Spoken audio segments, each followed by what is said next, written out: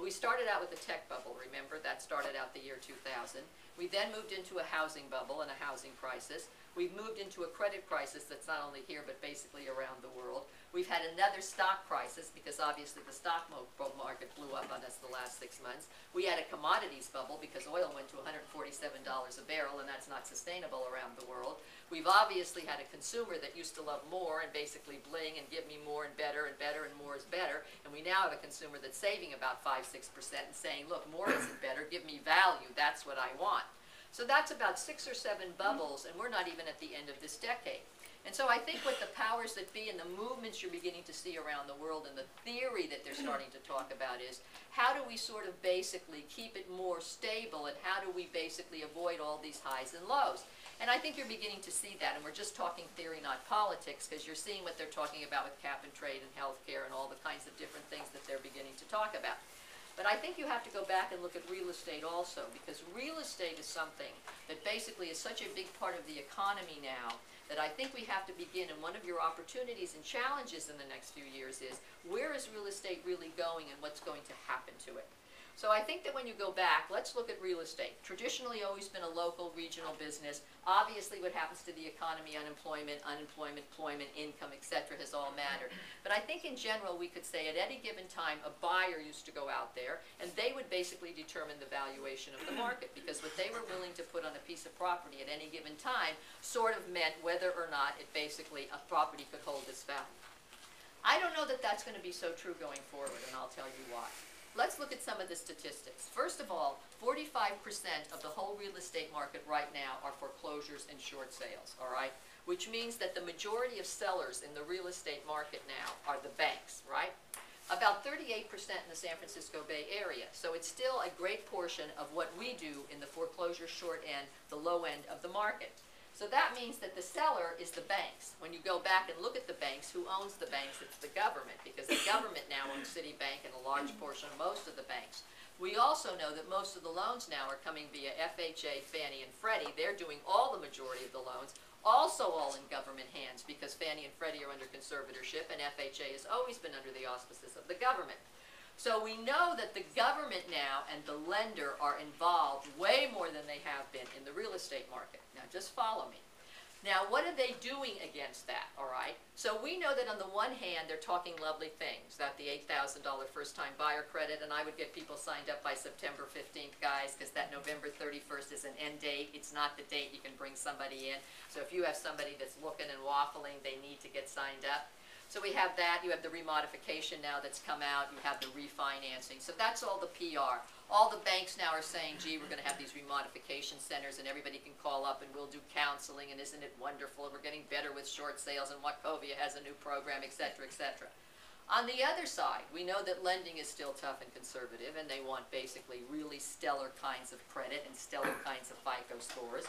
We know that basically they have come out and they've done things with condominiums that makes it tougher to get the loans now. They want all kinds of ownership, 70% versus 50%. They want basically more ownership than rentals, and if there's more than 25% that are rental, they don't like that as a loan option. They want to make sure that no more than 15% of the homeowners are delinquent in their dues, or they don't like that as a loan option. And they want to make sure that multiple people own the units and not just one person or one entity owns it. Or they may give you a loan if you go into Fannie, Freddie, or FHA, but you'll pay more, or maybe they won't even approve the loan for the condominium. And condominiums are a big part of the real estate market, so we know they're tougher and tighter. We also know that when you go into Fannie and Freddie, you're going to pay, if you don't have really a lot of down payment and a stellar good FICO score, something they call an adversary fee, which means you'll get the loan, but you're going to pay some kind of a fee on top of that. So we know that things are a little bit more conservative, tougher, and tighter.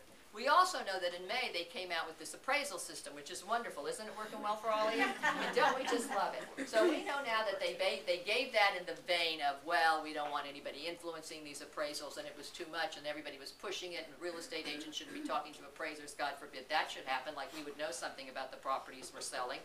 And basically, so now they have these asset management companies, and we know that the banks own them. So the banks now own the asset management companies, which is a conflict of interest. So they come out now and they're going to send you somebody from Santa Maria, California to come into Saratoga to do an appraisal that knows diddly about Saratoga, right? And you and I both know you can be on one side of a freeway or one side of a main thoroughfare, and houses over here sell for one value and houses over here sell for another, but they'll come up and look at the whole thing and you'll come up with a value that is absolutely the worst thing since hell, right? And then you try to go back and you try to correct it, and that's even worse than the hell with the first appraisal that you got. So we know that they're doing that. We know that they're not looking at a big radius. They're going back half a mile, maybe a mile. They're not going back very long, maybe 3 to 6 months. They're telling them they want pending, sold, and foreclosures put into the valuations. And if you go out and get an independent appraisal, good for you, but they don't care, because the banks say, this is who we sent out, this is what we like, take it or leave it, come up with more cash, or go find another lender, because we just don't care. So we know they're doing that. Then in July, they came out with all these new rules now for the borrowers. So let's talk about that, because that was done in the vein of transparency. Isn't it wonderful? We're now going to explain to borrowers that couldn't understand it in hell what a loan is all about. Because if you ever read a loan document, all right, and we're in the business, I don't think we could sit down and understand what it says, because it's really simple. If they wanted to make it transparent, here's all you ever have to say about a loan document. The loan document I ever read was one when I bought a shopping center, okay, because it was a lot of money. So I decided I was going to sit down and actually go through the loan document. When I went through it, my heart started to palpitate, and I thought I was going to have a heart attack, because it became very evident to me that I did not own this shopping center. I would never own it. The bank owned it. They owned me. They owned my children, my grandchildren, every asset I had. They were basically involved in the leasing. If a major tenant left, they could call due the note. If I didn't do this in environmental, they could call due the note. If we didn't have this kind of income, they could call due the note. And the only reason I signed it was I was sitting there and they said either that or come up with cash. So there wasn't much of an option. So after I got the awakening and I understood what I signed, what difference did it make? I was having a heart attack, which was worse for my health. So you could basically say to people, look, you sign a loan, you don't own the property, the bank does. They own you, your children, your life, the property. Just make the payments, and as long as you do that, shut up, life is good. If you don't, they're coming in and they own the house, so move out. That's all the transparency that you need. I don't know why we need to go through all these programs, but here's what they're doing. So as of July, they come out now, and here's the new thing they're saying. Okay, the borrower now gets from the lender an initial truth in lending disclosure. They must be given that within 3 business days of after they basically made an offer and done a contract. And if they don't, then the borrower can walk away from the loan. So that's the first time now they get to get out of the deal. But this is supposed to help everybody. Second thing is, in May, when they did the appraisals, they said, oh, all the lenders now could charge up front for appraisal fees. Now in July, they're saying, no, no, no, you can't do that anymore.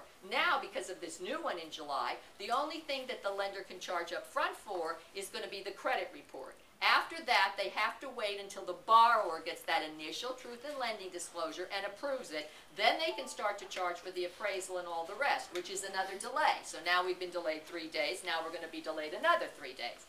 Third thing, no more quick sales. Forget it. You're not having them. I don't care. It could be Bill Gates buying a property trying to get a loan. Ain't going to happen anymore. Because what they're saying is, oh, no, no, no, no, no. The borrower needs time to think about this. Let's let them really think about it now. So we need to give them 7 days after they get all this stuff to think about if they want it, so we're not having quick closes. Last thing, when they finally get the final truth in lending disclosure, they must get it, again, 3 business days before the transaction closes. At the same time, they must be given the appraisal report 3 business days before the close. Now, once they approve the appraisal, they can't back out. But let's say they just get the truth in lending, that final statement. They got 3 business days again now to decide whether they like it or not.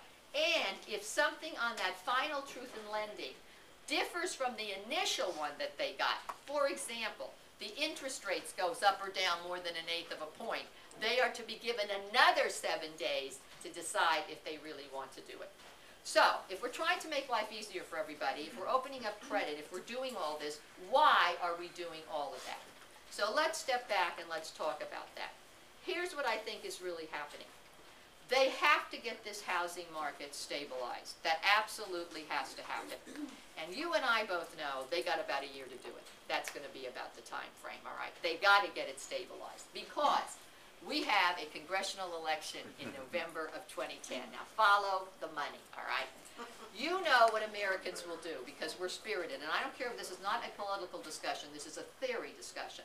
You know what we will do. If they do not get this place stabilized, if credit hasn't worked a little bit better, we're going to take all the idiots that are in there now and vote them out of office, and then you'll put in all the next round of idiots, so you know that. That's what will happen, all right? So it doesn't matter.